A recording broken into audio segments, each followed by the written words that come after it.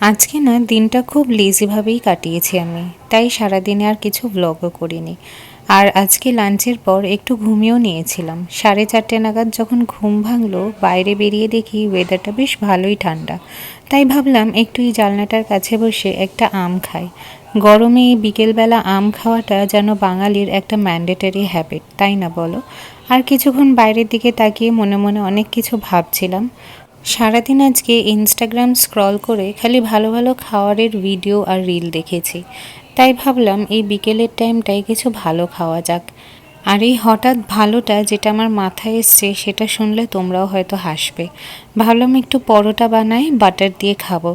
তাই চলে গেলাম আটা মাখতে, আর দেখতেই পাচ্ছ আমার ডান হাতে সবকটা রিং আমি বাঁ হাতে পরে নিলাম।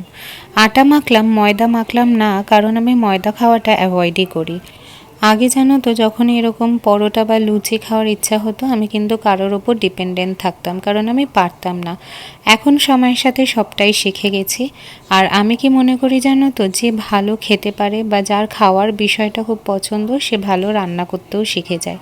আর তোমরা দেখতেই পাচ্ছ আমার পরোটাগুলোও কিন্তু লুচির মতনই ফোলে। পরোটাগুলো সব ভাজা হয়ে যাওয়ার পর একটা সাইডে ঢাকা দিয়ে রেখে দিয়েছিলাম, তখন আর খাইনি, কারণ সন্ধে হয়ে গেছিলো। তাই আগে আমি ফ্রেশ হয়ে ঠাকুরকে সন্ধে দিয়ে দিয়েছিলাম, কারণ মায়ের থেকে শিখেছি যে সবসময় সন্ধ্যের সময় খাওয়াটা অ্যাভয়েড করতে। তারপরে আমার সন্ধে দেওয়ার পর আমি খেয়ে নিলাম পরোটা আর বাটারটা আমি একটু আগে থেকে বার করে রাখি যাতে মেল্ট হয়ে যায়।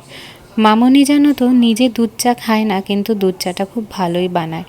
পাপার জন্য যখন 8টা নাগাদ দুধ চা বানালো আমিও তাতে জয়েন করেছিলাম। রাতে ডিনারের তরকারিটা আমি বানিয়েছিলাম সেদিনকে, মামনি ভাতটা বানিয়ে দিয়েছিল। আর আলুটা ভাজা হয়ে গেছিলো, তাতে আমি একটু মশলা দিয়ে কষিয়ে নিলাম। আর তোমরা তো দেখে বুঝতেই পারছো সেদিনকে আমাদের সবার খুব পছন্দের একটা তরকারি হয়েছিল, ফুলুরি দিয়ে আলু দিয়ে ঝাল। রাতে আমি খেয়ে নিলাম পরোটা, তরকারি আর দুটো আম।